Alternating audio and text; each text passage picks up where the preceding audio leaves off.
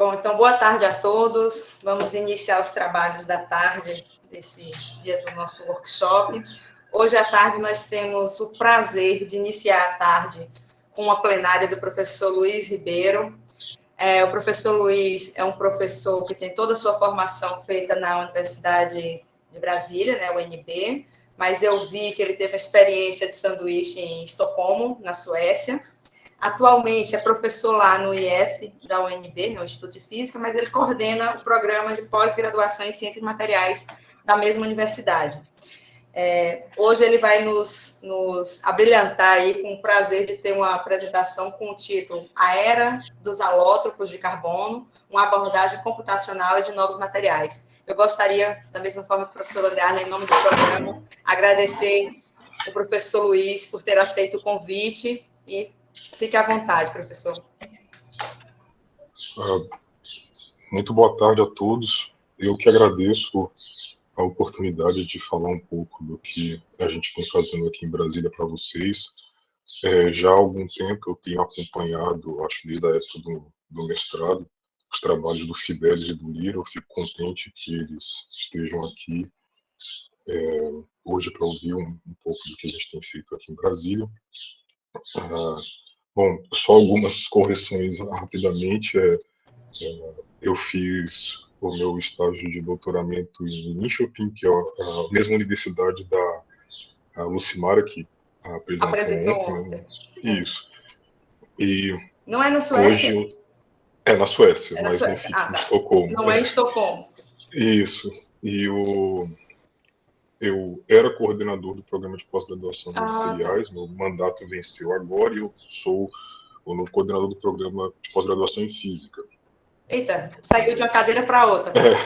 Saí de uma pós para outra. De uma pós para outra. Tá. Posso compartilhar minha tela aqui? À vontade.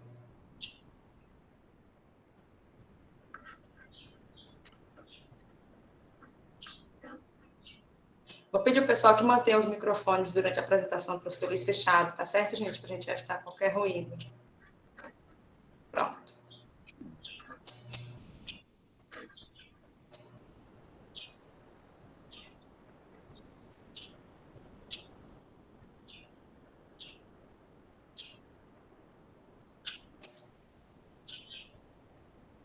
Bom, ficou na tela inteira? Ficou sim, tá perfeito, professor. Ótimo. Então, como a professora Socorro disse, hoje eu vou conversar um pouco sobre o que a gente tem feito aqui, principalmente modelagem e simulação de novos materiais, com foco nos alótropos de carbono, mostrando um pouquinho da evolução dessa frente de pesquisa, principalmente nos últimos 10 anos. Eu já começo, porque eu não sei se eu vou conseguir terminar, então eu já começo agradecendo as pessoas, as fundações de amparo, que a gente recebe os recursos para fazer pesquisa, né, a FAPDF, a CAPES, a CNPq, a própria Universidade de Brasília e os centros de computação, que a gente tem, no nosso grupo tem projetos lá, e que dão todo o suporte para essa parte de simulação computacional, que é o Senapad em Campinas, São Paulo, e o Santos Dumont no LNCC, no Rio de Janeiro. Bom, para aqueles que não conhecem, essa é a parte central da Universidade de Brasília, né, do campus Darcy Ribeiro. Esse prédio aqui é o que a gente chama de Instituto Central de Ciências, apelidado de Minhocão. Esse prédio tem 700 metros de comprimento e, segundo algumas fontes, é a maior edificação horizontal da América Latina. Né? Então, o Instituto de Física fica bem no centro, onde está essa passarela aqui, e com alguns grupos, alguns laboratórios funcionando fora do Minhocão. Na universidade tem outros campos, mas este aqui é o campo principal. Aqui, por exemplo, é a Biblioteca Central, e o local que eu trabalho, meu laboratório, fica acima desse estacionamento aqui, que infelizmente não coube na foto. O laboratório que eu coordeno, chama Laboratório de Computação e Ciências de Materiais. Ele fica no antigo Centro Internacional de Física da Matéria Condensada, esse prédio aqui, que está logo acima daquele estacionamento que eu mencionei há pouco. E hoje o nosso grupo tem 3 alunos de doutorado, 2 de mestrado, um de iniciação científica e alguns colaboradores nacionais, um professor Galvão da Unicamp, o Atriz do Piauí, o Renato da Bahia e o Altrito da UFABC. Eu construí aqui a apresentação de uma forma muito qualitativa, então eu não vou entrar muito em detalhes de métodos, essas coisas, mas se alguém tiver algum interesse ou quiser fazer alguma pergunta sobre o que eu vou apresentar aqui agora, pode entrar em contato comigo, por favor, pelo e-mail do laboratório, pelo meu e-mail pessoal que está aqui. E as informações, como as linhas de pesquisa que a gente tem desenvolvido, a nossa infraestrutura, as outras pessoas, você pode encontrar todos no site do laboratório, que é esse aqui. Ok? Então, falando um pouco de alótropos de carbono, né? Por alotropia, o que a gente entende é que são diversas formas que uma mesma espécie química pode se arranjar no espaço, né? Pode se ligar com outros átomos e formar estruturas. Bom, nos casos dos alótropos de carbono, o que a gente tem identificado são alótropos de 0D, que em nenhuma dimensão é privilegiada em relação à outra, né? Alguns exemplos são os fulerenos, as nanocebolas, né, de carbono, os pontos de carbono, pontos quânticos de carbono, nanodiamantes e por aí vai. Nós temos também os alótropos 1D, né?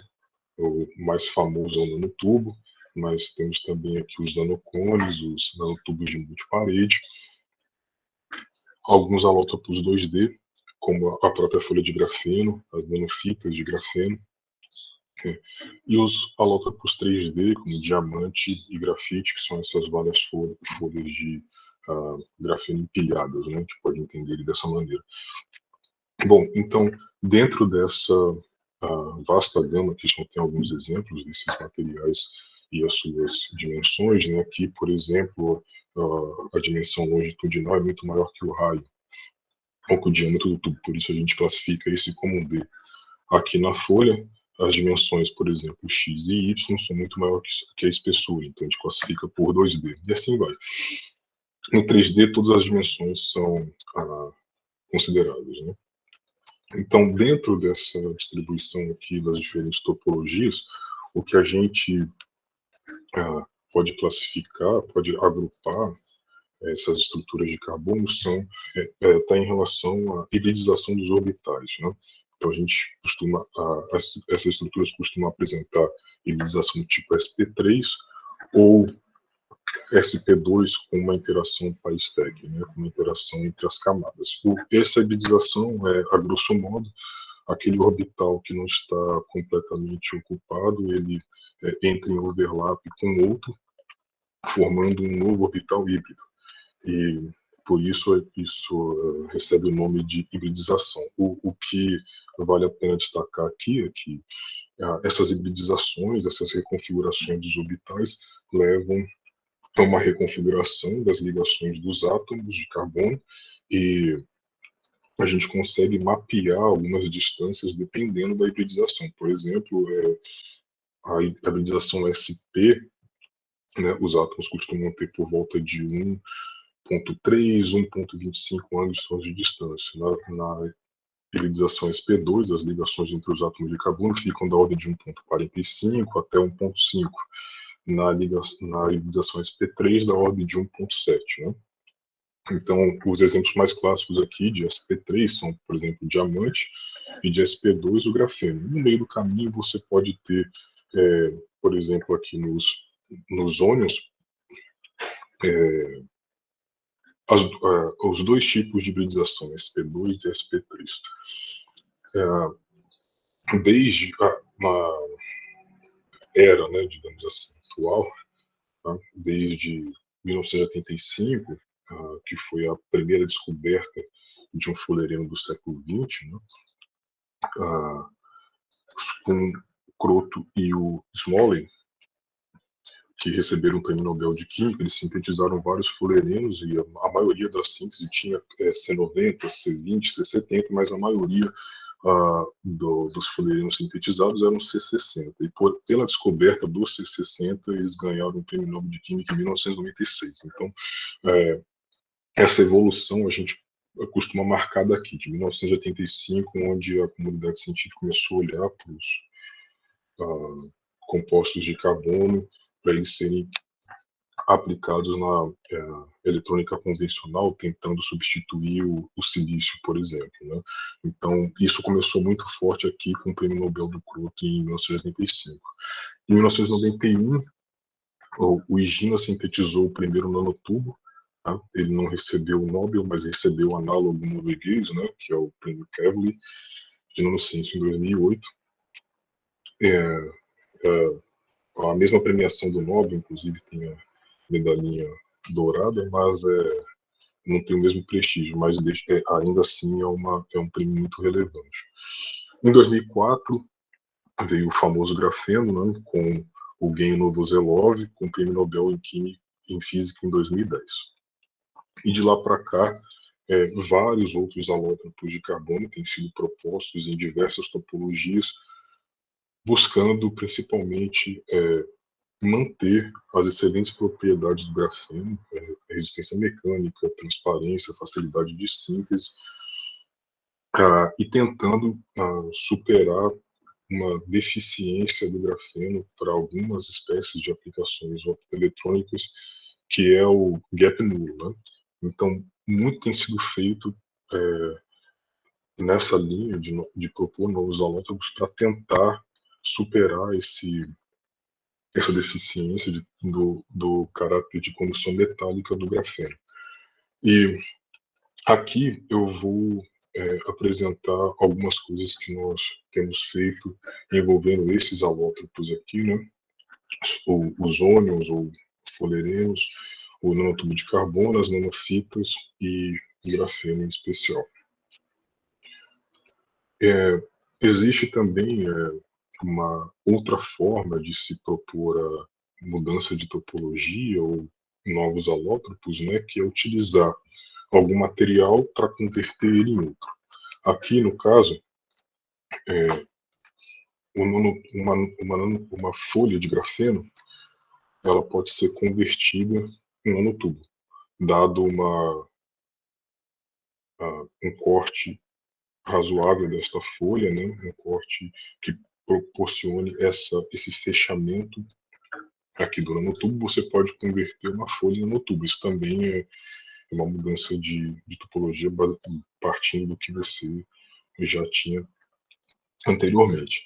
Uma outra mudança é chamada de nanoscrews. Isso é um material muito utilizado principalmente para fazer filtros seletivos de gases, de moléculas, enfim.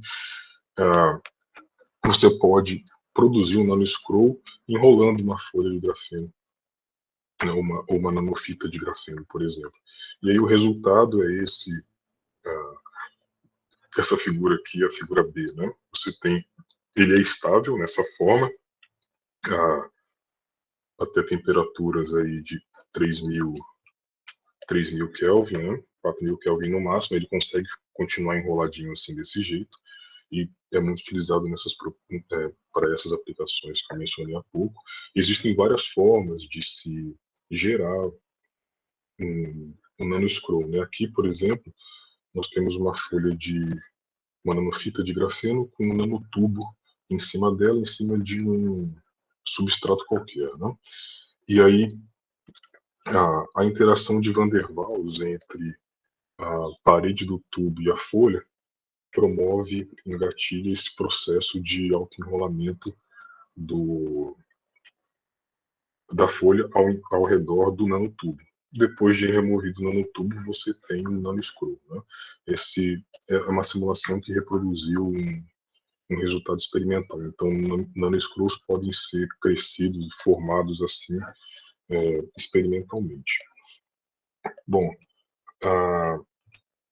Nós, aqui em Brasília, né, neste ano, a gente propôs uma outra forma de se enrolar a folha de grafeno para formar uma dobra, né, uma autodobra, ou um auto-scroll, né? A gente denominou esse processo de self-folding ou self-scrolling, e, diferentemente daquele caso que eu acabei de mostrar, aqui a única coisa é a deformação da borda da folha. Então, o que a gente propôs é que, se a borda pudesse ser deformada, nós não precisamos de nenhum outro processo para engatilhar o enrolamento da folha, porque isso é conduzido pela interação de Van der Waals. Então, basta que as paredes interajam para que ele vença a barreira de potencial da folha querer ficar no plano e passe a ficar enrolado. Então, aqui, se o ângulo de enrolamento é pequeno e se as paredes não interagem, a borda é convertida numa folha. Isso aqui são simulações de dinâmica molecular, vai ficar mais claro daqui a pouco o que é isso, né? E se você consegue enrolar essa borda um pouco mais de forma que haja interação entre as paredes, então a interação de Van der Waals vence a energia potencial da folha e o processo de enrolamento acontece. Então a gente consegue produzir dobras, né, folhas dobradas de grafeno ou nanoscrolls, também só com o processo de enrolamento da borda. Bom, entre os alótropos de grafeno, que tem vários, existe um site chamado Sacada, que é uma iniciativa espanhola que está catalogando esses alótropos. Eles já passaram hoje de 500, né? Então você pode entrar nesse site, baixar a estrutura cristalográfica do alótropo que você tem interesse e analisar. Alguns já vêm acompanhado dos artigos que geraram a estrutura e de algumas informações eletrônicas dessa estrutura, né? Então tem vários. Aqui eu estou apresentando só os mais comuns, né? Que são o pentagrafeno, o tigrafene ou o S-grafene e dentre outros, né? O importante, o que vale ressaltar aqui, é que nenhum desses ainda foi sintetizado. Nenhum desses tem paralelo experimental. E o pentagrafeno já foi provado que ele é instável. Então esse aqui provavelmente não será sintetizado, né? Além desses, tem o pop-grafeno e o bifenileno. Esse sim foi sintetizado neste ano. Aqui tem uma representação dele em termos do desenho, né, da estrutura, e aqui uma imagem de STM com a própria estrutura, né? Então esse material foi sintetizado esse ano. Eu vou mostrar algumas coisas que a gente já tem feito com ele aqui. O nosso grupo tem trabalhado bastante com o pentagrafeno, o fagrafeno, o pop e o bifenileno. Esses trabalhos já estão lá disponíveis, a maioria deles no Lattes ou no Scholar, então quem tiver interesse pode pegar lá e dar uma olhada, que a gente tem feito muita coisa com eles lá. Bom, e a motivação para se fazer isso é sempre a mesma, né? Esses materiais orgânicos, eles têm um bom potencial para serem aplicados nessa optoeletrônica convencional, que é feita à base de silício, como, por exemplo, dispositivos fotovoltaicos, né? Esses que absorvem um fóton e convertem esse fóton em corrente elétrica, ou o contrário, né? Esses que absorvem corrente elétrica e emitem um fóton, né? Não importa a caixa preta, o que está aqui no meio, né? A gente está interessado sempre em injetar luz e colher partículas, ou injetar partículas e colher luz. Então, quem está lá dentro dessa caixa preta hoje ainda são materiais à base de silício, né? Então, o grande esforço da comunidade que trabalha com orgânicos tem sido em desenvolver outros dispositivos para que essa relação aqui entre custo e performance possa ser, esse gap nessa relação possa ser diminuído, né? Então, hoje, notoriamente, os dispositivos à base de silício custam mais caro, mas tem uma performance melhor que os orgânicos. O que a gente quer é levar os orgânicos em termos de performance no mesmo patamar, mantendo o preço acessível, né?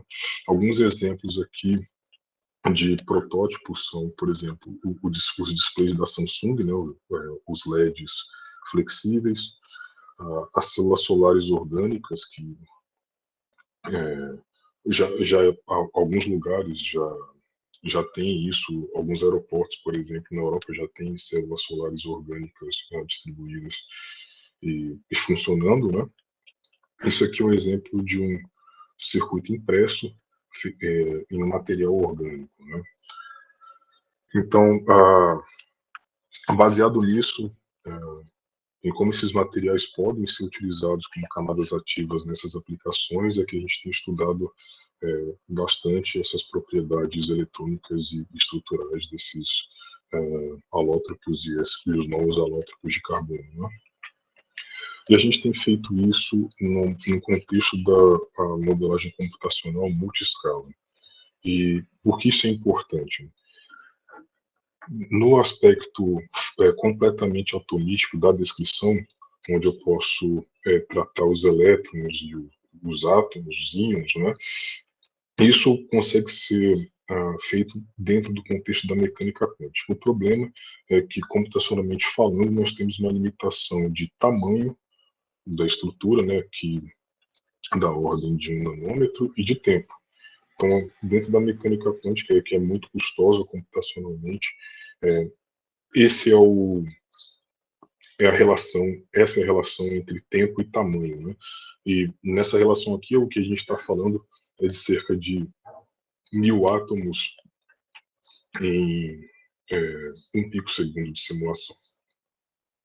Então, dentro desse quadro, você tem diversas informações sobre o sistema, mas quando o tamanho é importante, essa descrição aqui ainda não é adequada. Indo um pouquinho para frente em tamanho, a gente pode aplicar, por exemplo, a dinâmica molecular para estudar proteínas e dentre outras coisas, né? Sistemas não estruturais maiores, com 10.000, 100.000 átomos e por aí vai. Mas aqui, dentro desse quadro, nós perdemos a informação eletrônica, né? Porque a dinâmica molecular, nessa escala aqui, é clássica, né? São basicamente resolver a equação de movimento de Newton, a segunda lei de Newton, para um dado campo de força. Então, aqui nós temos uma informação estrutural, topológica, como os átomos estão no espaço, como eles evoluem, mas nós não temos a informação eletrônica, né?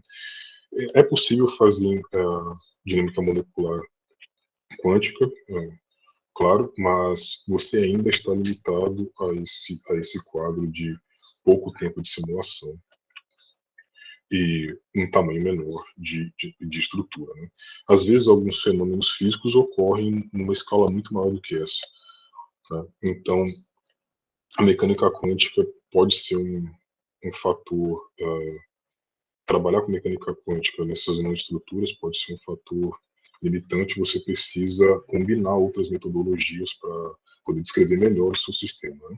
Então, daí, como eu disse, entra a dinâmica molecular, e você pode, por exemplo, fazer uma dinâmica molecular, encontrar a melhor conformação do seu sistema, uma dada temperatura e pressão, fragmentar ele, diminuir bem pouquinho e dali fazer um cálculo de mecânica quântica para saber como é que é a configuração eletrônica do sistema, situação como um caso representativo do sistema todo que foi feito com dinâmica molecular. É um exemplo de abordagem, você pode fazer isso. Acima disso, 100 nanômetros e daí para frente, você começa a não ter uma descrição atomística do seu sistema. Aqui eu descrevo átomos e aqui elétrons. Daqui eu não consigo mais. Quando o sistema começa a ficar muito grande, eu tenho que fazer aproximações mais grosseiras na minha estrutura para que a simulação possa acontecer. Por exemplo, eu posso pegar um polímero de um nanômetro dizer que ele é um sítio com um oscilador harmônico, né, ou com um só grau de liberdade para vibração, por exemplo. Eu estou fazendo uma aproximação de grão, uma aproximação ah, rasteira, digamos assim, uma aproximação muito grosseira para poder tratar o sistema. E normalmente se faz isso quando o sistema é muito grande, quando a informação do tamanho é razoável e vai te dizer muito mais do que as informações atômicas, né? Então você vai para escalas muito maiores. E dentro dessas escalas maiores aqui, você tem esse tipo de dinâmica molecular, né? De grosseira, né? De você considerar núcleos contendo várias porções de várias partes de uma determinada estrutura e falar que aquilo tem uma propriedade só física de interesse. Tá? Você pode, por exemplo, tratar meios contínuos com coisas ainda maiores do que isso. O método de Monte Carlo, por exemplo, você pode montar uma célula solar na forma de bicamada ou de bulk heterojunction, onde você mistura os diversos componentes e dizer que cada cubo de 2 nanômetros cúbicos representa um material. Então você não está olhando muito para o que tem lá dentro. Você atribui propriedades a esse cubo de acordo com o material que está lá dentro, mas não quer saber a conformação, como os átomos estão distribuídos, enfim, incluindo tampouco as propriedades eletrônicas. Então, esse tipo de modelagem a gente costuma fazer com Monte Carlo ou com outros métodos, por exemplo, com redes neurais, algoritmo genético, por aí vai. Então, quando o sistema cresce muito, a gente deixa de tratar ele de forma completa, atomística, eletronicamente, e passa a tratar ele de maneira grosseira, né? Então, aqui tem uma relação entre tempo e tamanho, né? Mas o importante para nós é essa relação de átomos, né? Muito mais do que aqui o tamanho para essas coisas que eu vou mostrar, né? Então, mecânica quântica está limitada a 1000 átomos, né? Mais do que isso é muito complicado de se fazer. Dinâmica molecular, sendo campo de força universal ou reativo, você tem essa ordem de átomos aqui, na escala de 10 nanosegundos a 100 nanosegundos. Ok? Então, aqui, com as coisas que eu vou mostrar agora, a gente vai ficar na mecânica quântica, em especial métodos de DFT, de type binding, e na dinâmica molecular clássica e reativa. Bom, como eu disse, eu não vou entrar em detalhes sobre as metodologias, porque tem muita coisa para dizer, eu vou falar de maneira geral, né? Então, o que a gente usa é a dinâmica molecular clássica e reativa com os pacotes LAMMPS, GROMACS e NAND, teoria do funcional da densidade, dinâmica molecular ab initio com CESP e ponto expresso, e nós temos os códigos que a gente desenvolve por aqui mesmo, né? Em Python, Fortran ou C, trabalhando com TypePy e com Monte Carlo cinético. Então, com essa abordagem aqui, a gente consegue ir até aquela parte dos meios contínuos, né, combinando todas essas, e o melhor de tudo isso é que são simulações atomísticas, onde a gente pode combinar dinâmica molecular, mecânica molecular e mecânica quântica, e todos com softwares gratuitos, né? A gente não paga nada em termos de ferramentas para fazer a simulação. Ok? Bom, falando um pouco do que a gente tem feito, o nosso grupo tem proposto que os portadores de carga em nanofitas de grafeno, né, porque a nanofita de grafeno, quando você diminui o tamanho dela, ela sai de a folha, né, quando você diminui o tamanho dela, ela sai de metálico para semicondutor, né? Então, metálico, o transporte é praticamente de elétrons livres, né? E quando o grafeno na forma de fita vira semicondutor, a gente tem proposto que o transporte de carga é feito na forma de polímeros. Isso tem rendido para nós alguns trabalhos interessantes aqui, alguns deles, né, que foram capas da JPCC, da CPL, da e do Materials Chemistry do 2020 para cá. A gente tem feito muita coisa com isso, então aqui estão só alguns exemplos, mas quem quiser dar uma olhada, por favor, veja lá os artigos no Lattes. Mas, basicamente, em todos esses trabalhos, o que a gente tem feito é descrever a natureza do transporte de carga nas diferentes formas de nanofita, sob diferentes influências internas e até mesmo externas, né, como defeitos estruturais, dopagem, temperatura e por aí vai. Né? O nosso grupo aqui em Brasília, que tem assumido esse protagonismo, né, eu não tenho visto nenhum outro trabalho, a não ser um único artigo de uns colaboradores de um colega nosso aqui da UNB, o professor Magela, lá da Universidade de Tóquio, que também começou a trabalhar e propor fóruns em nanofita de grafeno. Bom, então, o que a gente entende por pólvora, né? Então, toda vez que um material ele sofre uma excitação, pode absorver, e principalmente material orgânico, né? Ele pode absorver um fóton, você pode injetar uma carga nele, você pode arrancar uma carga dele. A tendência é que essa partícula extra ela deforme a rede localmente. E associada a essa deformação local, existe entre aspas, uma nuvem de fomos, né? Uma nuvem de deformações que foram autoinduzidas pela presença desta partícula extra. O interessante é que nesses materiais, essa carga e as deformações autoinduzidas formam uma única estrutura, né, que são acopladas pelo que a gente chama de acoplamento elétron-fônon, elétron-rede. Tá? E essa única estrutura, a gente chama de quase partícula, em especial o pólen, é formada por uma única carga, um elétron ou um buraco, né, acoplada com essa nuvem de deformação, com essa quantidade de fônons que ele gerou no material. Então, se você olhar, é mais ou menos esse um perfil clássico, quando você olha a deformação das ligações do material, né? Você tem as ligações, imaginando que aqui tem o valor da ligação, né, e aqui é a posição, você tem ligações próximas de zero, em regiões muito afastadas ligações não distorcidas, né, desculpa, muito afastados da região onde o defeito está, onde a carga extra está, e uma alta deformação de ligações na região onde o defeito está localizado. Né? Então, a tendência é que o perfil sempre se pareça com isso daqui. Então, e não importa se você tem um material estruturado, uma rede cristalina ou uma rede amorfa. Né? O pólen, ele tende a, por isso recebe o nome de pólen, a polarizar os íons ao seu redor. Né? Então, aqui, por exemplo, ele está atraindo esses íons da rede aqui, deixando o comprimento de ligação entre eles menor e, consequentemente, aumentando o comprimento de ligação entre os outros mais afastados.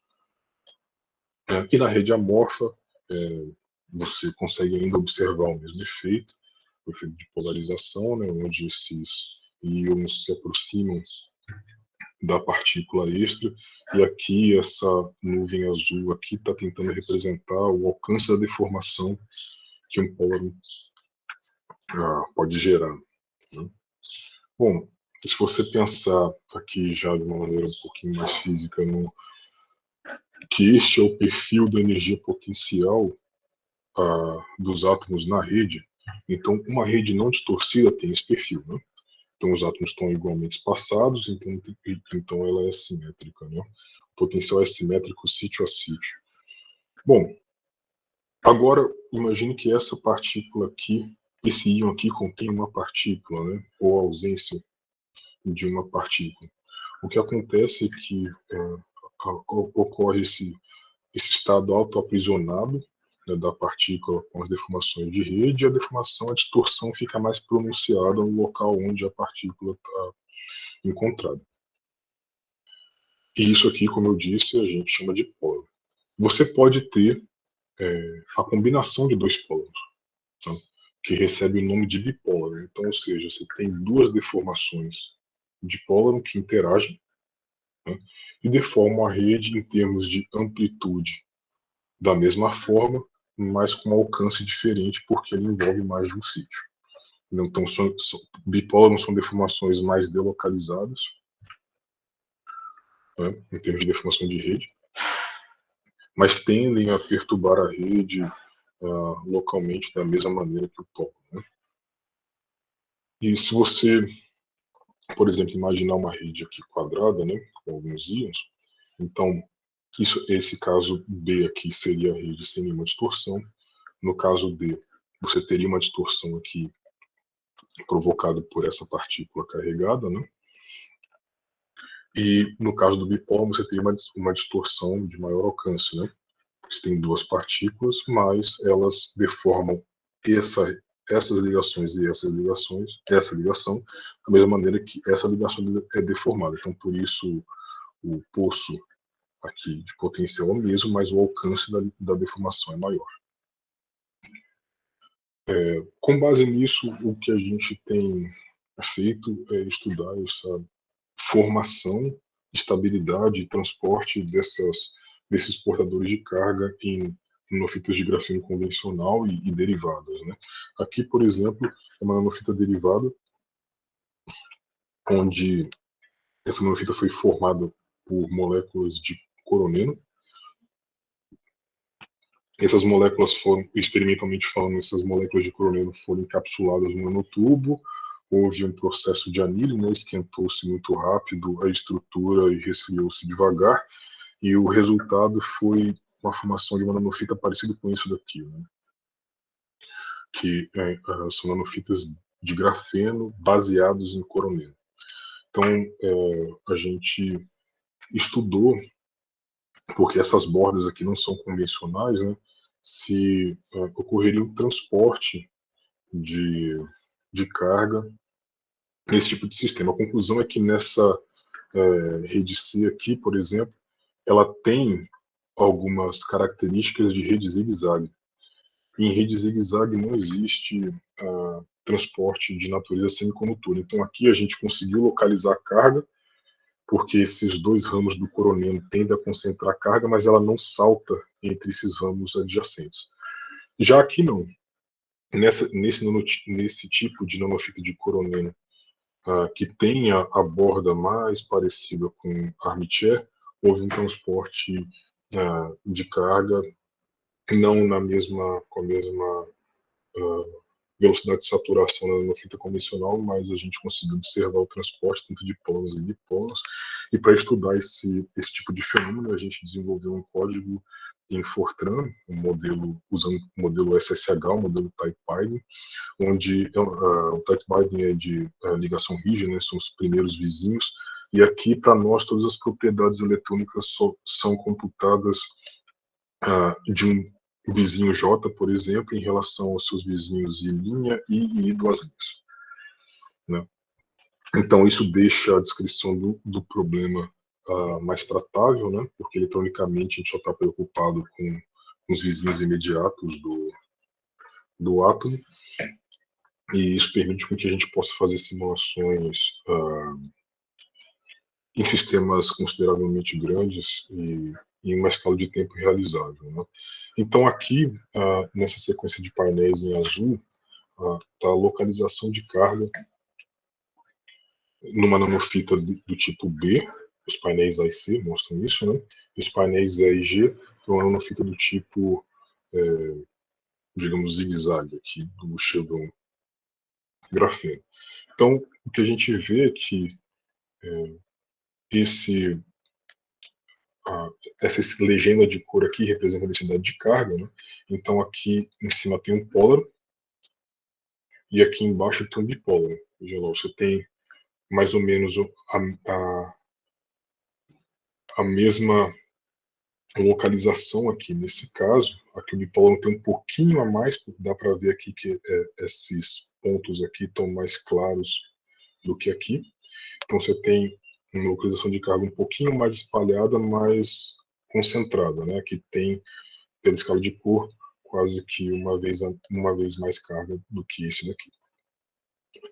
Então, essas são as localizações de carga nessa nanofita aqui, e essas duas nessa nanofita aqui. Então, veja que a tendência é que ele se concentre neste ramo, porque esse ramo aqui se parece muito com um ramo desse, né? E a carga fica confinada, ela não consegue saltar para os ramos vizinhos. Então, aqui não tem transporte, enquanto aqui tem transporte. E aí, aqui a gente vê como a carga fica confinada só em dois ramos, a gente vê que o pólaron tem uma concentração de carga bem, uma distribuição de carga bem localizada, né? E o bipólaron ainda mais, né? São duas partículas aqui. Então, olha o reflexo disso na deformação de rede, né? Então, você vê aqui, isso aqui são o primeiro de ligação, né? A distância entre os átomos na rede. Então, aqui no caso do pólaron, você vê que aqui está amarelo, né? Tem um amarelinho aqui, enquanto aqui já está quase para o verde, né? Significa que o bipólaron deformou a rede aqui nesse sentido muito mais do que o pólaron. E qual a consequência disso? Você vê que enquanto aqui as ligações estão se aproximando, né? Aqui elas estão se afastando, diferentemente daqui, né? Então, a concentração de carga leva a uma reconfiguração entre das ligações, como eu mostrei ainda há pouco, onde aqui, nesse núcleo, os átomos se aproximam, enquanto os átomos se aproximam, enquanto aqui eles se afastam, né? Então, essa polarização, né, ora um está mais perto, ora o outro, é o efeito que a gente atribui ao pólaron e, consequentemente, ao bipólaron, né? Então, aqui a gente vê também esse mesmo nível de deformação, só que num grau muito maior pela concentração de carga, né? Então, do pólaron e do bipólaron. O bipólaron levou quase para verde aqui, né? Nessa região de 0,2 até 0,4, as ligações aqui do meio, né? Enquanto aqui você tem um grau de deformação muito menor, né, na presença do pólaron. Então você tem aqui por volta de 0,4 a 0,6. Né? Então, como eu representei ainda há pouco, significa que o bipólaron tem condições de deformar a rede localmente de uma forma diferente da do pólaron. Isso é uma assinatura de que a gente consegue formar dois tipos de quase partículas diferentes em uma fita de grafeno, né? Bom, como eu disse, na presença de um campo elétrico, se nós observarmos aqui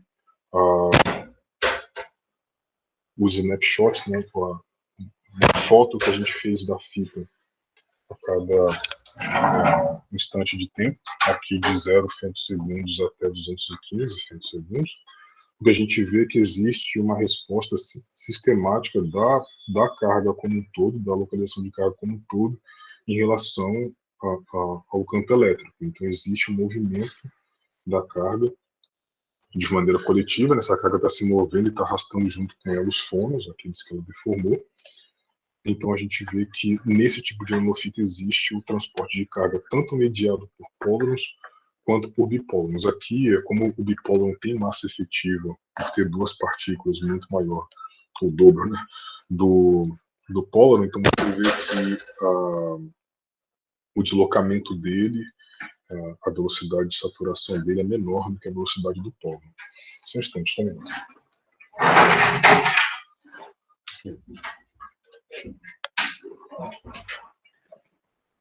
Bom, então, isso é o que a gente tem feito sobre propriedades eletrônicas, né? A gente também estuda outras coisas, como efeitos de dopagem, de presença de defeitos e várias outras coisas do ponto de vista eletrônico, mas eu acho que aquilo ali representa melhor o que a gente tem feito recentemente. E uma outra linha a gente tem estudado muito as propriedades mecânicas das nanoestruturas, né? E a gente faz isso submetendo a nanoestrutura a diversos tipos de estresse, né?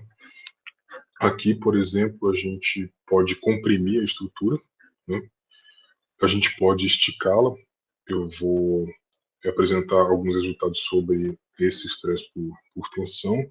A gente pode realizar o estresse por cisalhamento, né, onde eu puxo uma borda e a outra em direções diferentes. Podemos torcer a estrutura e flexionar, né? Então você tem as bordas sendo empurradas para cima e alguma outra força empurrando do meio para baixo. Então essas são as formas mais comuns de estudar esse estresse das nanoestruturas. A gente vai olhar um pouco para essa da tensão, e uma maneira de analisar o comportamento de uma estrutura sob estresse mecânico é representar isso graficamente através da curva stress-strain, né? A tensão pela deformação, né? Então, claramente, essa curva você consegue identificar dois tipos de regime. O regime elástico, representado aqui em verde, e o regime plástico. No regime elástico, quando você deforma a estrutura, é esperado que, na ausência da tensão que esteja deformando, ela consiga retornar para a configuração inicial dela. Então, você não estraga a topologia da estrutura. Isso é o regime elástico, né?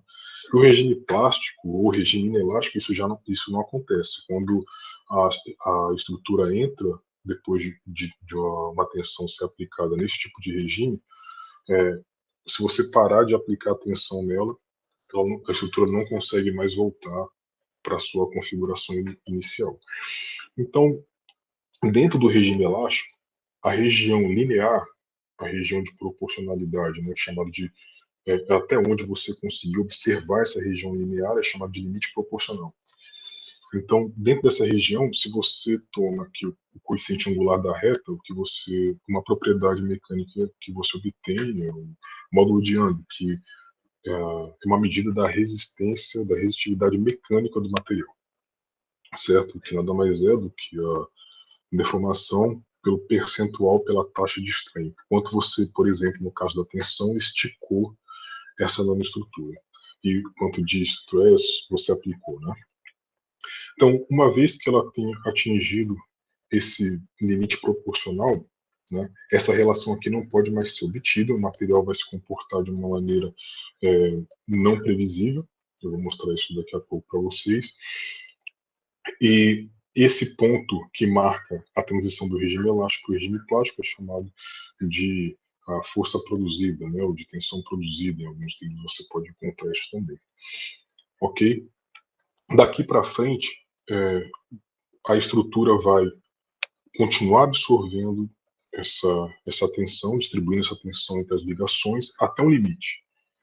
Esse limite a gente chama de ultimate strength. Depois desse limite, onde ela consegue armazenar energia potencial ainda nas ligações, a estrutura tende a romper, tende a se fraturar. Então você consegue separar, quebrar a estrutura em diversas partes. E esse aqui é o ponto de fratura, e daqui para cá a estrutura não consegue mais acumular estresse. Certo? Então, dentro dessa perspectiva aqui, é que a gente vai olhar para alguns resultados que eu vou mostrar para vocês. Né? O primeiro deles é sobre a primeira síntese, né, de uma monocamada de carbono amorfo. Né? Então, isso foi alcançado o ano passado. Os resultados foram publicados na Nature e eles disponibilizaram a estrutura cristalográfica deste material. A gente pegou e estudou as propriedades mecânicas dessa estrutura. O interessante é que eles observaram que o material não é completamente amorfo. Existem ilhas amorfas, né, que são essas coloridas aqui, dentro de ilhas de grafitização, né, que são aqui essas ilhas verdes, que podem ser consideradas ilhas de grafeno, por exemplo. Então, é difícil formar essa estrutura completamente amorfa, né? Mesmo quando se tenta fazer isso, é natural você observar alguns domínios onde a estrutura do grafeno se faz presente. E O objetivo de se obter um material amorfo é que o grafeno, por exemplo, quando ele está no limite de folha, né, quando você pode tratar ele como nanofita, as propriedades dependem muito da borda. Se a borda permite o zigue-zague, as propriedades mudam muito. E no caso do amorfo, não. No caso do amorfo, como não existe direção preferencial, a tendência é que o material se comporte, que as propriedades do material se comportem da mesma maneira, independentemente da direção. Então, ter um material amorfo, no caso do grafeno, pode ajudar a superar essa limitação das bordas, né? Então, o que a gente fez foi estudar as propriedades mecânicas dessa folha de grafeno amorfo. Isso aqui foi retirado, essa figura A foi retirada do paper da Nature, né, essa informação que eles deram. E a gente estudou não só a folha, mas como também essa folha convertida em nanotubos e nanoscrews, e esse resultado dos tubos dos screws foi escolhido para a contracapa do PCCP neste ano, né? Então, o que nós fizemos, eu vou tentar representar aqui para vocês qual é o processo de análise, né? Então, a gente tem aqui uma folha de grafeno, e aí essas simulações foram feitas no LAMP, são simulações de dinâmica molecular. A gente prende as bordas, né? Aqui no caso a borda esquerda e a borda direita, e estica essa folha, faz a borda se mover para um lado e para o outro, né? E o resultado disso é que a estrutura vai acumulando estresse, vai ficando cada vez mais vermelha e se rompe abruptamente, né? Então, isso aqui já é conhecido, já é a maneira como o grafeno se rompe, né? Apesar de aqui a impressão, esse vídeo tenha dado a impressão de que a estrutura se rompeu da mesma forma, todas as ligações quebraram ao mesmo tempo. Isso não acontece assim, né? Existe uma ligação que se quebra primeiro, gerando o que a gente chama de crack, um buraco, e esse crack no grafeno se propaga rapidamente sob tensão, né? E isso não acontece aqui, no caso da folha de grafeno amorfo.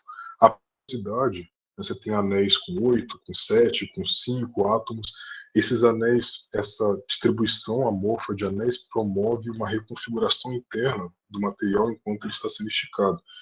E isso evita que o material se rompa com essa velocidade, como o grafeno se rompeu. O produto final mesmo, né? Você separa as duas metades por uma única cadeia, né? A gente chama isso de cadeia linear atômica, né? Onde tem átomos de carbono em ligação do tipo sp, formando essas cadeias. Elas têm um vermelho aqui porque todo o estresse que está sendo aplicado na estrutura está sendo armazenado nessas ligações, que vão ser as últimas a se romper. Bom, então, com essa análise aqui que a gente publicou no JPCC, sobre as folhas, né, a gente chega a algumas conclusões. Por exemplo, em relação à curva de estresse estranho, o que a gente observa é que o grafeno em azul se rompe abruptamente, né, como eu disse, como vocês viram, né? Então ele acumula estresse, a estrutura se rompe e decai para um regime fraturado rapidamente, e depois que aquela cadeia se rompe, vai a zero. Então a estrutura não consegue mais acumular estresse. Já o que a gente observa no MEC, né, que é o Monolayer Amorph Carbon, no material amorfo, o que a gente vê é que existem diferentes regimes de plasticidade. Olha só, eles rompem e aí desce. Existe uma outra inclinação aqui, se você pensar numa reta, né, você pode encontrar uma outra inclinação que é para uma fase desse material, e aí essa fase se descaracteriza como se ela tivesse rompido, ele cai numa outra fase que tem uma outra inclinação, e assim sucessivamente. Então, esses anéis internos com diferentes tamanhos no MEC, eles promovem esse grau de reconstrução da rede, esse grau de plasticidade da rede. No final das contas, mas já é esperado, o MEC, por ser amorfo, ele apresenta uma rigidez menor do que o grafeno puro, né? Então, o módulo de Young aqui do grafeno puro, para esse sistema que a gente simulou, da ordem de 880, o experimental é da ordem de 1 terapascal, né? Então está bem próximo. e enquanto o MEC por 323, né? Mas, independentemente disso, o percentual de strain que as duas estruturas aguentam é bem próximo, né, da ordem de 36. E uma outra característica interessante é que a gente aqui plotou o calor específico do material em função da temperatura, né? E aqui esse ponto do calor específico, o pico representa a temperatura de derretimento. Então, nessa temperatura de derretimento, a gente pode ver que os dois apresentam praticamente são parecidos, né? Então, o grafeno foi da ordem de 5.643, enquanto o MEC da ordem de 5.368. Então, a gente acredita que essas mesmas reconfigurações internas aqui, que desempenharam o papel de deixar o MEC com esses diferentes estágios de elasticidade, elas são responsáveis por essa reconstrução, por uma possível grafitização durante o aquecimento da estrutura, para deixar as temperaturas de derretimento comparáveis, né? Bom, no caso do nanotubo, como a gente pegou a folha de MEC e enrolou ela, o nanotubo tende a ser mais rígido, né? E mesmo para o caso do MEC, o que a gente observou é que, enrolando o grafeno amorfo, é que a estrutura se rompe abruptamente sem aquele nível de reconstrução, né? Então, essa mudança de topologia, mesmo para o MEC, a gente já conhecia isso para o tubo, né? A gente esperava para o tubo puro, a gente esperava que no MEC esses anéis dessem um grau de reconstrução para esses anéis porosos, né? Desse um grau de reconstrução para o tubo, onde ele não se rompesse abruptamente, mas a mudança de topologia domina. Quando a gente pega a folha amorfa e transforma ela em nanotubo, o grafeno, o nanotubo amorfo se rompe abruptamente como nanotubo de carbono. Então, aqui a mensagem é que, mesmo no material amorfo, a topologia domina, né? A topologia é fundamental para esse processo de fratura do material. Bom, falando então um pouco do bifenileno, os resultados que eu vou mostrar aqui agora do bifenileno já estão em pré-print, pode encontrar lá no meu Google Scholar, mas eles foram submetidos para Carbo. O resultado original foi publicado na Science em maio, e é o primeiro alótopo, digamos, parecido, né, com grafeno em suas propriedades eletrônicas sintetizado, né, depois dele. Então, a estrutura da rede tem essa forma, né?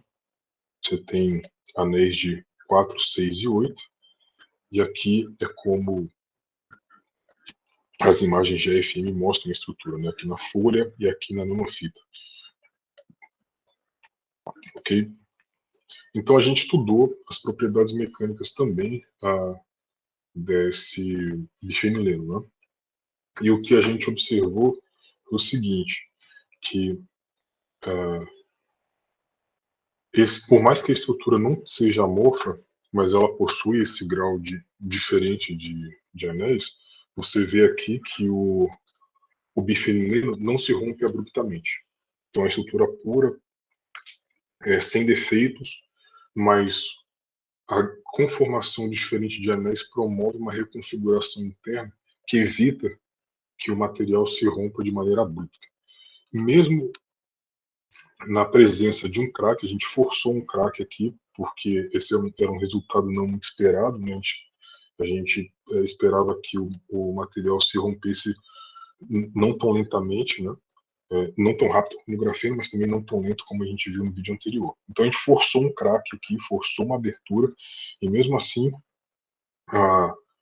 durante o processo de estresse, as reconfigurações dos anéis em volta do crack não propagam ele. Então não existe, no caso do bifenileno, não existe uma propagação rápida do defeito. Isso é interessante porque pode tornar o bifenileno um material mais desejável no que diz respeito à resistência mecânica, né, uma vez que ele não se quebra tão rápido da mesma forma que o grafeno.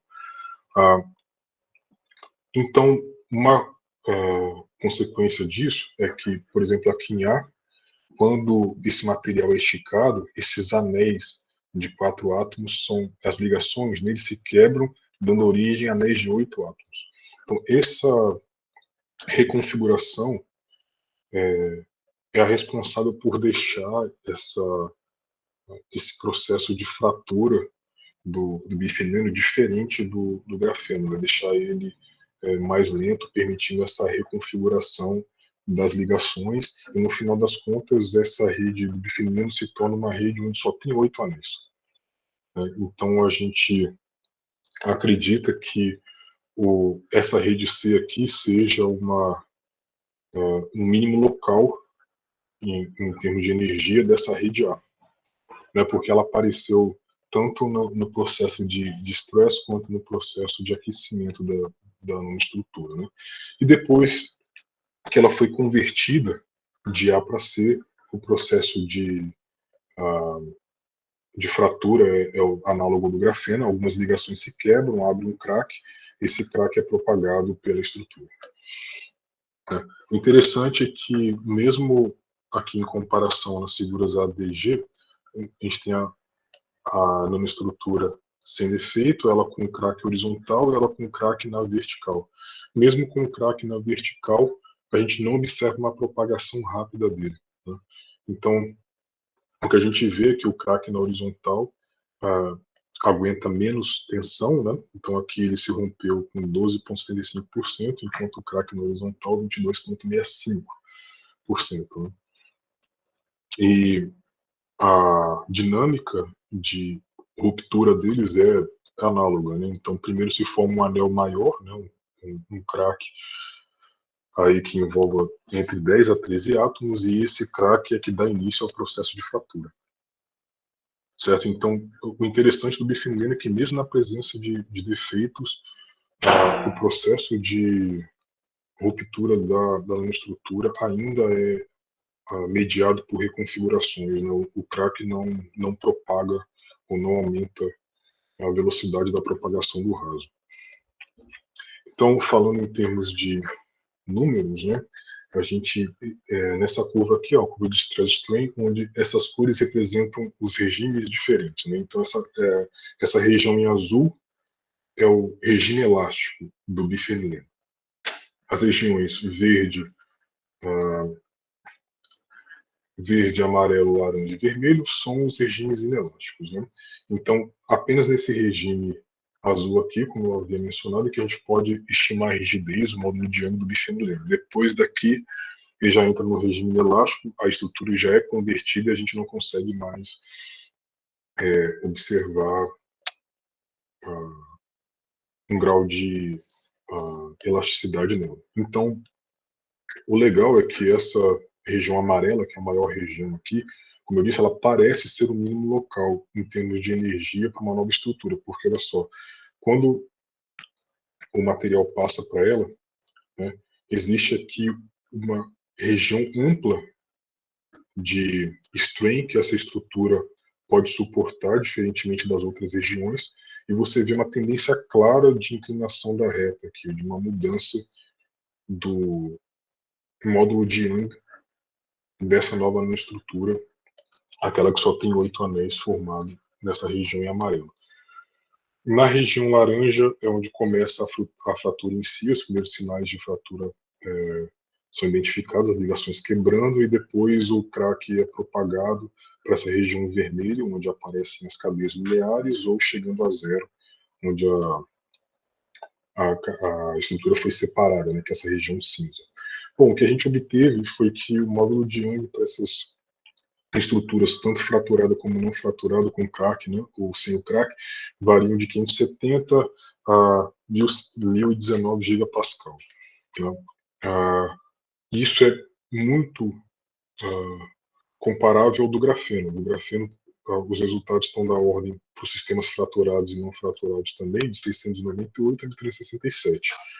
Né? Considerando que experimental, alguns resultados experimentais mostram que a rigidez do grafeno varia de 690.000 gigapascal. Então, de acordo com o nosso resultado, em termos de rigidez, o bifenileno é tão rígido quanto o grafeno, né?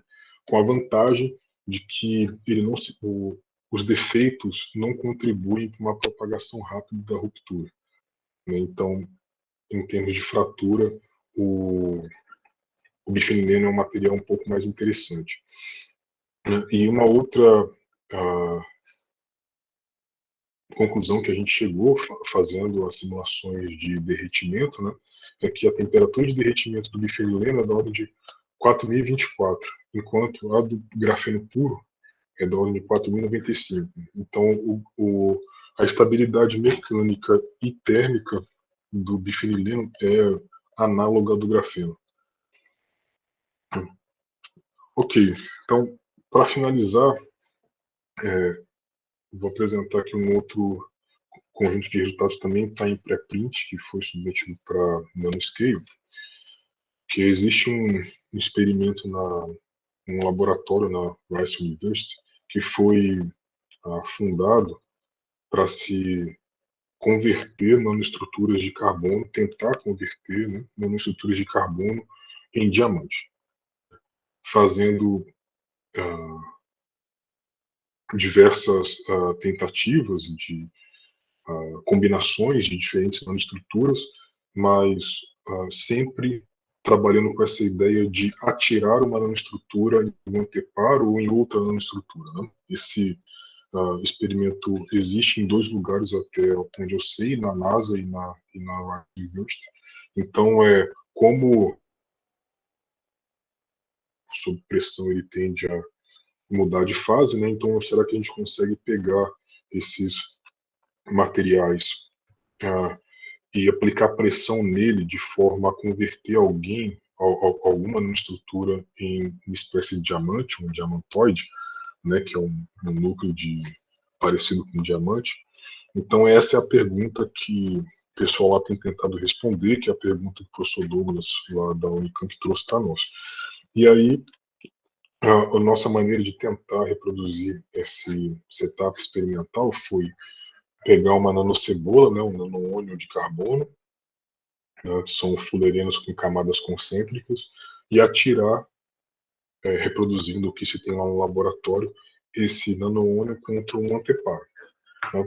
Nesse primeiro exemplo aqui, nós atiramos o ônio com uma velocidade de 2 km por segundo. Não acontece nada, né? A tendência é que ele atinja um anteparo e retorne sem sofrer nenhuma deformação drástica, né, pelo menos. Enquanto, se a gente atira esse material a 5 km por segundo, e essas velocidades são praticáveis no laboratório, né, o que a gente observa é um colapso, né, uma fragmentação dessa nanocebola. E o resultado disso é que, aqui, por exemplo, em 5 km por segundo, todas as camadas da nanocebola contribuem para a formação de um núcleo de um diamantoide, que é esse núcleo amarelo aqui, né? E isso pode ser alcançado, a gente observou, não com a mesma densidade de ligações, né, mas a gente observou até com velocidade de 7 km por segundo, onde o ânion, quando colide com o anteparo, com o substrato, ele pode também formar núcleos, né, de diamante, que a gente chama de diamantóides. Então, a gente propôs, está sugerindo, que a gente consegue converter cebolas de carbono em diamantóides, né? E esse trabalho também está em pré-print lá no Arcade, e a gente submeteu ele para Carbon, né? Então, olhando aqui para a estrutura da nanoônio, são essas camadas concêntricas aqui, né, começando do C com 2420, né, que são 2.420 átomos, e indo até o C60, que é mais interno. E no nosso modelo, a gente atira essa nanocebola para baixo aqui, no substrato, onde a distância do centro dela, até o anteparo, é dada por essa distância delta. Então, falando em termos daquelas hibridizações e das ligações do tipo SP1, SP2 e SP3, que eu havia comentado lá atrás, é que quando a gente atira esse anteparo com velocidades limite de 2 km por segundo, a gente atira o ônion do anteparo, é o que a gente vê a predominância das ligações SP2, né? Você tinha um pouquinho de SP3 aqui, quase zero, e essas ligações se convertem em ligações do tipo SP3, ou seja, houve uma reconfiguração, mas não a ponto de formar núcleos, né, como a gente viu que ela não quebrou, núcleos de diamantóide.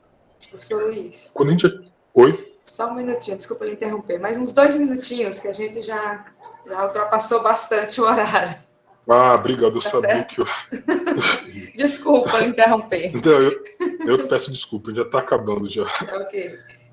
E aí, bom, atiramos a 5 e a 7 e houve essa conversão maior de SP3, são ligações mais presentes no diamantóide, né, que não dá para ver aqui. Né? Então diminuiu as ligações SP2, aumentou SP3 tanto para 5 quanto para 7. E é isso. Obrigado, desculpa eu ter passado pelo extrapolar o tempo. Por isso que eu agradeci logo no início, porque eu sabia que eu É uma boa estratégia, viu? Bem pensado. que eu ia extrapolar o tempo. Bom, o professor Vinícius Manzoni levantou a mão, já tem um tempinho, deve estar bastante ansioso. Então, Vinícius, parabéns aí pela apresentação, muito boa. Achei bastante interessante. Eu tenho uma dúvida, é um pouco mais técnica, a respeito dessas simulações, porque eu vi, isso vale tanto para o caso da folha de grafeno dobrada, quanto para esse último trabalho. Esse último trabalho, deixa eu fazer só uma pergunta rápida antes, esse último foi dinâmica molecular também? Isso. Certo, é porque na dinâmica molecular você tem que fazer a parametrização antes, né? Esse campo de força que você usou, ele é um campo de força ajustável, porque como você tem uma mudança estrutural, por exemplo, você tem primeiro fulereno, de repente ele vira diamante, o campo de força ele é diferenciado. Você teria que ter, a princípio, para fazer uma simulação desse tipo, um campo de força ajustável, né? Perfeito. O campo de força que a gente usa naquela simulação é o chamado REAX-FF, que é o campo de força reativo. Ele foi todo parametrizado utilizando mecânica quântica. Então, os parâmetros de ângulo entre os átomos, distância, foram todos computados primeiro em cálculo de DFT, para depois serem colocados no campo de força. E respondendo à sua pergunta especificamente, esse potencial que nós utilizamos, ele é feito justamente para isso. É o REAX, que foi feito para fulerenos e materiais amorfos. Então, dentro do campo de força, ele já foi todo parametrizado para contemplar toda essa gama de variações de topologia em relação àquele tipo de estrutura que a gente estava trabalhando inicialmente. Né? Então, quem mantém o REAX ele é penoso de se parametrizar. Quem mantém o REAX é o professor Van Duyn, da Penn State. Então, é um cara muito acessível. Ele tem, inclusive, a página do grupo dele tem um tipo de e-mail lá, um tipo de caixinha de texto onde você diz o material que você quer trabalhar e ele responde para você se já existe um campo de força, e ele te entrega e você só cita o artigo que ele pedir para citar. Então, esses campos de força todos que a gente utilizou aqui, desculpa por não ter comentado, foi uma pergunta muito boa, a gente utilizou o REAX, que é feito pelo professor Van Duyn. Certo.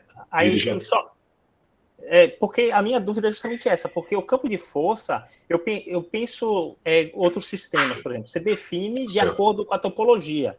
Você tem, por exemplo, a folha de grafeno, o campo de força ele é específico para a folha. No caso do fulereno, o campo ele é específico para o fulereno, mas aí você, por exemplo, nessa dinâmica, você tem quebra de ligação, você tem formação de novas ligações. O campo de força ele é capaz de... Como é que você faz para implementar essa mudança estrutural no campo de força? Porque você tem que ter uma mudança no campo de força para ter esse tipo de mudança, né, da topologia. Exato. Então, como eu disse, o campo de força ele é todo parametrizado com base na ligação CC, naquele caso. Né? Então, a primeira preocupação é que a ligação CC independe da topologia. Então, você parametrizou a ligação entre dois átomos de carbono. Então você sabe qual que é a energia potencial relacionada àquilo e por aí vai. E aí você estendeu um pouquinho, você colocou 3 átomos, tá? Mas olha, como você observou, esses 3 átomos, se eles estão no grafeno, eles podem estar assim, né? Se eles estão na folha, talvez esse átomo possa estar um pouquinho, no ônio, um pouquinho mais curvado. Né? Então o que eles fazem é, dentro do campo de força, ter um parâmetro que varra essa ligação do ângulo. No caso, o campo de força ele é autoajustável, então, no caso, Isso, né? Tá Ok. que permita essas possibilidades. Então isso deixa o campo de força mais geral, porque senão seria um trabalho impraticável. Né? Toda vez que você tem uma nova estrutura, você para, Não, baseado no mesmo justamente. material. Parametriza todo ele para depois aí os resultados não seriam reproduzíveis, né? Como que é a sua preocupação? A gente não poderia passar de uma estrutura para outra e garantir que o campo de força funcionaria relativamente bem, mudando a topologia, né? Temos o William. Top, Vinícius, muito obrigado. se você não finalizou, Eu que agradeço. vou deixar o William fazer a próxima pergunta. Eu sei que você tem muita afinidade com o trabalho na área do professor Luiz, mas o William Santos, ele levantou a mão. William, você quer fazer a pergunta? Tá bom. Primeiramente, parabenizar aí ao professor Luiz pelo belíssimo trabalho. Muito interessante essa parte que vocês vêm discutindo aí. Primeiro, sobre a questão de qual é o banco de dados que dispõe, né, desses tipos que você falou aí da Fundação Espanhola, né? Eu teria o interesse de dar uma olhada. E segundo, professor, falando também um pouco sobre o campo de força, né? Porque na literatura, os campos de forças que são mais utilizados hoje na dinâmica clássica, quando você vai fazer a dinâmica clássica, né? Dinâmica molecular clássica, é o Charme e o Amber, né? E como é que se faz? Porque a gente se sabe, para que a gente possa começar uma dinâmica molecular clássica, a gente teria que definir a caixa de solvatação, né? E como é que seria feita aí nesse caso para esse estudo que o senhor vem que o senhor vem fazendo aí com o seu grupo? Obrigado, William, pela pergunta. É muito interessante o que você colocou por último. Quanto o banco de dados, tem vários, né? Essa iniciativa espanhola chama SACADA, né? SACADA. Mas se você colocar Computational Materials Database no Google, vai aparecer muita coisa. Né? Então, alguns já são bem profissionais, que você clica na estrutura e já te dá o CIF, né, a coordenada cristalográfica do material, e já te dá todas as informações eletrônicas, né, o gap, a densidade de estados, a estrutura de bandas e por aí vai. Então, esse banco de dados eles vêm sendo atualizados toda vez, acho que todo ano eles fazem uma checagem na literatura e atualizam um banco de dados. Então, acho que a chave para você encontrar todos eles é colocar no Google a Computational Materials Database. Então, você vai achar vários lá. Bom, quanto à pergunta que você fez sobre o campo de força, qual o problema, qual a limitação do campo de força clássico? Mas tem vários, né? Tipo o Charme, o Amber, o Universal Force Field, né? O UFF, o Gromos, que é do Gromax, tem vários outros. Que eles são não reativos. O que é não reativo? Eu não consigo, por exemplo, aquela simulação do ônio que eu mostrei por último, eu não consigo fazer com o Charme, porque o Charme não vai me prever essa quebra e formação de ligações. Muito provavelmente, se você rodar aquele caso com o Charme, o LAMMPS vai te dar uma informação de que você perdeu a ligação e perdeu o átomo na caixa, porque essa informação não está no campo de força. Então, o que muda é isso. A gente tem vários campos de força, e as duas grandes classes são campos de forças não reativos, que são esses que você citou, e os campos de forças reativos, né, que é o Reax, o Tersof, o Erebo, o Combi, tem vários. E aí, como é extremamente penoso parametrizar um campo de força, principalmente esses reativos, a gente fica meio que na mão desses grupos maiores que fazem esse trabalho, né? Então eles vão lá, tem... E nesse tipo de estudo que o senhor faz aí sobre essa questão da dinâmica molecular ainda, clássica. Uhum. Vocês fazem RMSD, RMSF, esse tipo de... Porque eu achei, faltou o senhor comentar um pouquinho, né? Não sei se vocês fazem, se tem como fazer, porque achei que faltou um pouco fazer esse comentário aí, o senhor, na sua palestra. Ah, legal, obrigado por ter apontado isso, de fato, deveria ter comentado. Esse RMSD, para nós ali, por exemplo, naquelas simulações de fratura, eles não fazem muito sentido, porque o RMSD é o desvio quadrático médio. A gente está olhando, é a raiz do desvio quadrático médio, a gente está olhando o quanto que a estrutura está mudando no decorrer do tempo, mas a gente já sabe que ela vai fazer isso porque a gente está provocando o estresse nela, né? Então, essa medida para nós não é muito interessante, mas a gente tem outros trabalhos aqui, por exemplo, se você olhar lá nos artigos acho que do ano passado, vai ter um trabalho sobre a dinâmica da proteína do SARS-CoV-2, né? Que a gente fez. E lá era interessante olhar o RMSD, porque a gente manteve a proteína solvatada com água e alguns íons e inserimos ali algumas pequenas moléculas, tipo flavonoides e alguns fármacos, para ver se a estrutura da proteína se modificava na presença dessas moléculas. Aí faz sentido o RMSD, porque se a estrutura se modificar, o RMSD cresce muito. Então esse é um indício de que o desvio quadrático, que é o desvio das posições entre os átomos no estado anterior e no próximo, está diferente. Ou foi grande, então significa que os átomos estão numa posição diferente. Aí o RMSD é legal. Mas nesse tipo de simulação não, porque a gente já está procurando essa variação na estrutura, essa mudança nela, né? Então medir o RMSD ali não faz muito sentido. Ok, gente. A gente teria mais pergunta aqui para uma tarde, viu, professor Luiz? Mas, infelizmente, a organização já está me lembrando que a sessão de comunicações orais já deveria ter começado. Então, novamente, eu gostaria de parabenizar pela apresentação. William, você que também trabalha na área, o professor Luiz deixou o contato por e-mail dele, acho que não haveria nenhum problema de você entrar em contato com ele novamente para tirar outras dúvidas. Professor, muito obrigada pela apresentação.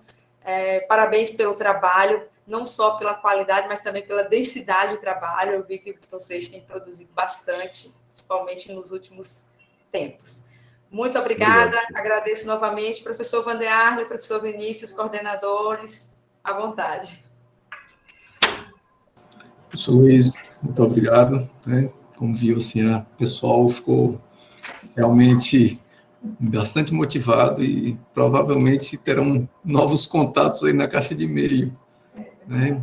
Tomara, isso é muito bom. Muito bom mesmo aí a palestra.